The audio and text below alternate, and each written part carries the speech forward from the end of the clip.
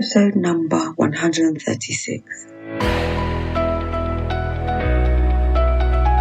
Hello, you're listening to the Career Changemaker podcast. Having the courage to leave a career that you have worked hard to build and try something else can be tough. So in each episode, we dive into key career change strategies so that you have a clear understanding of what is required to transition into a new role or a new industry without feeling like you have to start at the bottom or have to take a massive pay cut, because ain't nobody got time for that. If you are ready for frank and honest discussions about how to become a career change maker, keep listening. I'm your host, lawyer turned career strategist and executive coach, Janine Esbrand.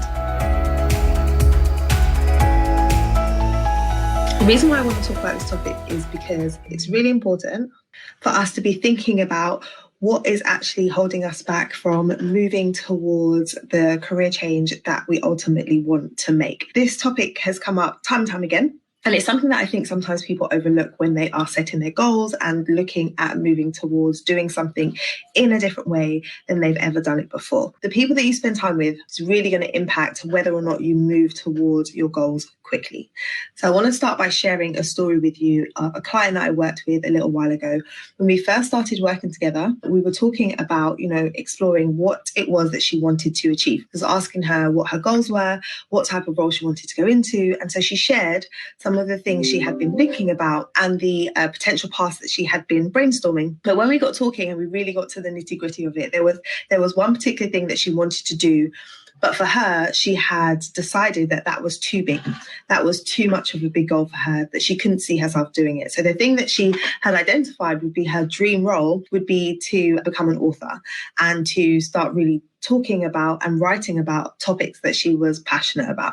And so for her, that was kind of a really big dream, a really big goal that wasn't achievable. And it's really interesting because by the end of the program, she actually started writing her book. So when we first started working together, she saw that as a huge goal that kind of, when I said, write down what your dream role would be if there were no restrictions. If there was anything you could do, what would it be? So she wrote that down, but she was like, how could I ever do that? I can't see how I'd ever be able to do that. But by the end of the program, she was then saying, I've booked to work with a writing coach and I'm starting my journey to becoming an author. So what changed for her? And I want to dive into what made the difference, because what made the difference for her could ultimately be making the difference for you when it comes to you moving from, oh no, I don't think I can really go for what I want, to actually, I'm going to start taking the steps towards that. The thing that really made the difference for her in terms of going from that's something I could never do to actually I could do that and I'm going to start taking the steps that are required for me to move towards that. The thing that made the biggest difference was community. So she was able to surround herself with a group of people who had a completely different perspective from those that she would normally spend time with. So she was able to come into a community of people who were dreaming big, who were aspiring to do big things, who were talking about massive transitions that they wanted to make. And that started to make her think differently about what was possible for her. So oftentimes when you are approaching something new, when you are approaching a goal, you can feel like you just need to get your head down, you just need to focus, and you just need to move forward on your own, right? That's often how we approach it. It's like, okay, what do I need to do? Let me plan this out. But sometimes the question needs to go beyond what do I need to do? And it needs to go to, but who do I need? What support do I need? What is required for me to actually move towards what it is that I want to achieve? So this is why if you think about anybody who's successful, if you think about athletes, if you think about actors, if you think about anyone who is in a leadership position, they are going to have mentors. They are going to have coaches. They are going to have people who are guiding them, who are supporting them and helping them to get to where it is that they want to get to, because they don't have it all figured out. They don't have all of the knowledge, and they recognize that there are other people who have that knowledge. There's those types of people who can guide you and share with you what the journey should be and what it is you should be doing. But then there's also peers. There's also the fact that when you look to your left and you look to the right and you see people who are in a similar position to you, so who have similar desires to you, but they are thinking differently about what is possible, it causes you to raise the bar. It causes you to think differently. It causes you to think, if they can do it, why can't I? If they're having that perspective, why can't I? And so it allows you to borrow someone else's belief. When you don't yet believe for yourself that what you really want to go for is possible, you can borrow the belief of those around, people who are high achieving, who are focused, who are dedicated. Then even if you feel like I can't do this, you're able to ride on their beliefs so that they can move you forward. And I've seen that happen for clients who have come into our community and have been encouraged by each other. So they will come to coaching calls, and because they've heard what other people are saying, and because they've heard about the wins that people have had, and because they've seen the transitions that someone came into the program doing one particular role and then they've been able to transition into something else, that helps them to see with their own eyes what is actually possible. And so for you, if you don't currently have a community of people, if you don't currently have people who are either doing what it is you want to do or who have made the type of transition that you want to make, then I encourage you to figure that out. I encourage you to start finding that community. Because oftentimes people talk about networking. When you talk about networking, the thing that often comes to mind is, I need to go to events, pre-COVID, I need to go to events, I need to hand out my business card, I need to get to know people, I need to expand my network. Yes, you do need to do that. But why do you need to do that? So what I want to encourage you to do is look beyond okay, I just need to add more people to my network. But what is the point of adding more people to your network? What is the point of expanding that? Ultimately, it's about building relationships, and those relationships aren't always just, okay, if I add this person to my network, if I add this other person to my network, they're going to open doors for me, or they're going to open me up to opportunities. They're going to introduce me to people. That could be part of it. But the other side of it, which people don't always talk about, the other side of it, which is so impactful, is when you are expanding your network and you are connecting with different types of people, it helps to elevate your mindset. It helps to shift your mindset around what is possible for you. And that is even more powerful than people opening doors for you, because you can connect with people and you can have opportunities in front of you. But if you haven't shifted your mindset about what is possible and what you are actually able to do, then you're not necessarily going to take advantage of those opportunities. Earlier on this year, I set some really big goals for my business and what I wanted to achieve as we grow here. And I decided that I needed to expand my network with different types of people who were ahead of me and who had already reached some of the goals that I had been aspiring towards.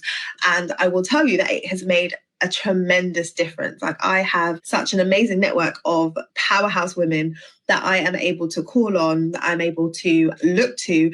And in those moments of doubt or in those moments of fear that we all have when we're moving forward towards doing things that are different, I'm able to lean on them and say, I don't think I can do it.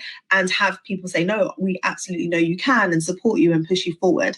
And so if you are trying to do this alone, if you are trying to approach making a huge shift and making a career change and doing something completely different on your own in a silo or in the same environment that you've always been operating in, it's going to be really difficult.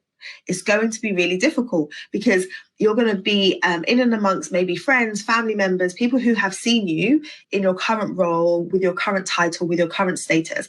And that's how they see you. So as soon as you start saying things like, I'm not happy in the role that I'm in, or I want to do something different, or I feel like I should be making more impact in your career, those people ultimately want to keep you safe, ultimately want to make sure that you're okay. So they're going to say things to you like, oh, no, you're good, you're fine, like, you're doing really well. Why would you change anything? Why would you shake things up? Why wouldn't you just be satisfied with where you are? You've achieved so much, you're doing so much. And when people say things like that to you, when you're not fully sure and secure in your decision, it's going to have you wobble. It's going to have you question, like, am I crazy? Am I crazy? Should I really be thinking about doing something different in the midst of a pandemic, or should I just be staying where I am? Versus getting in community and connecting and meeting people who are doing similar things to you, who have made similar decisions and a similar commitment to doing things differently. Those people are going to have different things to say to you.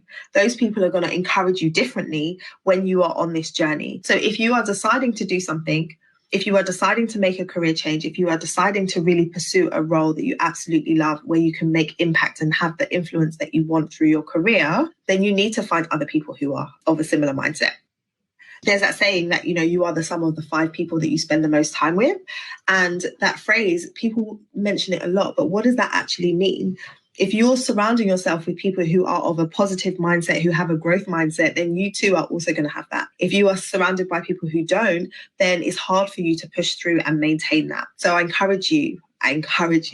It's really, really important for you to start thinking strategically about your network, and not just network as in, I know these people, but who is in your immediate circle?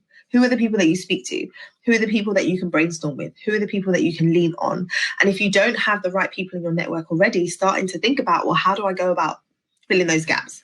Where do I go about looking for those people? But ultimately getting clear on who is it that you need to support you as you move forward. So it's not just about what do I need to do. It's also about what are all of the external factors that are required or that I need to help push me forward. If that resonates with you and you're saying, yeah, I definitely need support because I have been wanting to make this change and I have been wanting to make a move for a long time and I'm just not doing it, then perhaps you need to fill your network with the right types of people and the right types of support. So I'd encourage you to book a call with me. Let's have a chat about where you're at and where it is that you're trying to get to. And it may be that my program will be a good fit for you and I'll be able to support you in terms of following the step-by-step, but also introducing you to a community of amazing women who are also making the transition. And even if my program's not a good fit, it might be that I can refer you elsewhere. Okay, so book a call with me. Let's have a chat. I really, really want you to be in a position where you're not allowing external circumstances to hold you back from really going for what it is that you want. Thank you for joining me. Are you eager to get unstuck and figure out what you would actually like to do with your career next?